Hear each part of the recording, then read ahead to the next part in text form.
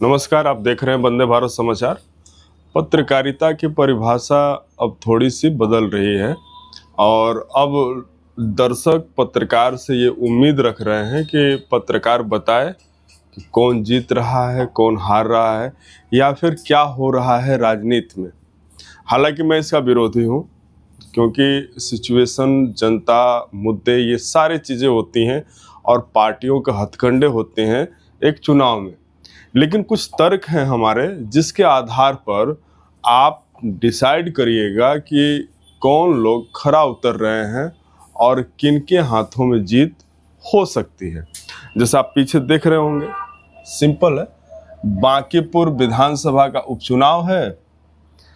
किसकी होगी जीत? 3 दावेदार हैं। वैसे दावेदार ज़्यादा हैं, लेकिन चर्चा में 3 ही हैं।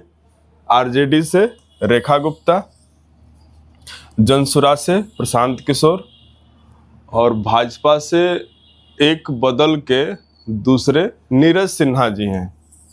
अब बड़ा दिलचस्प हुआ है ये मामला। दिलचस्प इस मामले में हुआ कि जो भाजपा के डर से दूसरी पार्टियों के उम्मीदवार भाग जाते थे, अब पता नहीं किसके डर से भाजपा का उम्मीदवार भाग गया।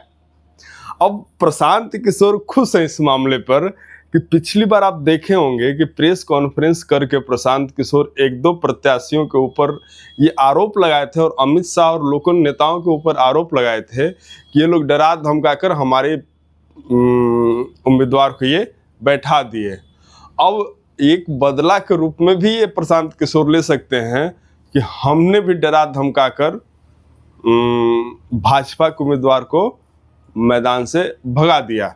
लेकिन उन्होंने ये बोला है, जो पहले के पूर्व के प्रत्याशी, कि मैं पारिवारिक कारणों से चुनाव नहीं लड़ूंगा।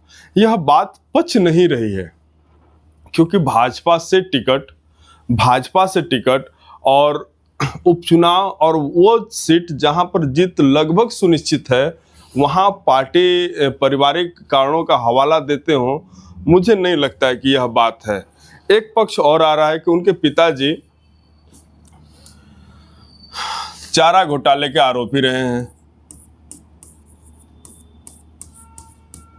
तो हमें ये बताइए कि आप भारत की किसी भी पार्टी को आप ले लीजिए, जिसमें कौन ऐसा नेता है जो दागी न हो आज के ज़माने का।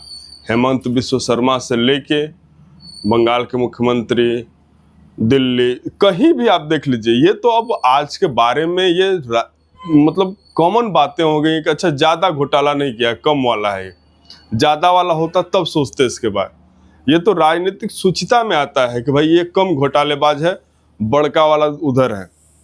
तो ये तो मुझे स्पष्ट कारण दिखता नहीं है। अब जो मुख्य बात मुझे ये करना था कि रेखा गुप्ता को आरजेडी ने उतारा है। अब हमें ये नहीं समझ में आ रहा है कि जहां दोनों टीमें, भाजपा और जनसुराज, दमखम की लड़ाई लड़ रहे हैं, वहां रेखा गुप्ता का न मीडिया में चर्चा आ रहा है, न लोगों में चर्चा हो रहा है, न तेजस्वी यादव के द्वारा कोई इस प्रकार का जोर लगाया जा रहा है। उल्टा उनके अपने खेमे में, अब भाई वीरेंद्र हो या और लोग हों, ये लीक से हटकर अपना डफली बजा रहे हैं। मतलब सारा झुंझुना एक तरफ बज रहा है, तो ये लोग अपना झुंझुना एक तरफ बजा रहे हैं। तो मैं तो ये मान कर चल रहा हूं कि रेखा गुप्ता मैदान से एकदम बाहर है। इसमें कहीं कोई दो राय नहीं है, क्योंकि आपकी लड़ाई बता देती है कि आप जीत के कितने पास हैं। अब 2 लोग मुख्यतः हैं इस रेस में। इनको तो आउटे कर दिए, हम भविष्यवाणी कर दिए जैसा कि आप लोग चाहते थे।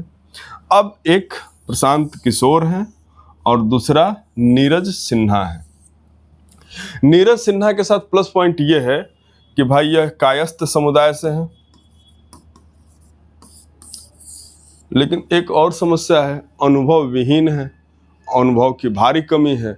जैसा कि मीडिया में हम लोगों ने देखा और आप लोगों ने भी देखा होगा कि ठीक से अपने पक्ष को भी नहीं रख पा रहे हैं और कार्यकर्ता इनको घेरे हुए हैं कि भाई कहीं कुछ उल्टा बयान न दे दे। और इनके सामने भयंकर बयानवीर प्रशांत किशोर। कलम बदल लेते हैं थोड़ा। एक बयान देने में सकुचा रहे हैं और एक के सामने भयंकर बयानवीर। अब दोनों की लड़ाई टक्कर की है। अभी भी रेखा गुप्ता बाहर नहीं है। हो सकता है कि अंदर ही अंदर इनका कुछ और चल रहा हो और बीच से निकल कर दोनों की लड़ाई में ये आगे चली जाए। कहा नहीं जा सकता, क्योंकि जनता को जितना मूर्ख हम समझते हैं उतना मूर्ख जनता है नहीं। वो सारे सिचुएशन, सारी चीज़ों को देखकर तब अपना मत डालती है। भले 5 साल फिर हाय हाय करे, लेकिन वो सोच समझ के डालती है। अब प्रशांत किशोर के सामने एक तो पॉजिटिव चीज़ें हैं। एक तो इनका पॉजिटिव चीज़ है JSPT, जो इनका टीम है। दूसरा पॉजिटिव चीज़ ये है कि यह पिछले जो मुख्य चुनाव हुआ था विधानसभा का, उसमें जिन जिन बातों को यह बोले थे वह प्रत्यक्ष या परोक्ष रूप से अभी साबित हो रही हैं। जैसे इन्होंने बोला कि भाई नीतीश कुमार मुख्यमंत्री नहीं रहेंगे, नीतीश कुमार मुख्यमंत्री नहीं रहे। इन्होंने मंगल पांडे के ऊपर एलिगेशन लगाया, मंगल पांडे मंत्रिमंडल से बाहर हो गए।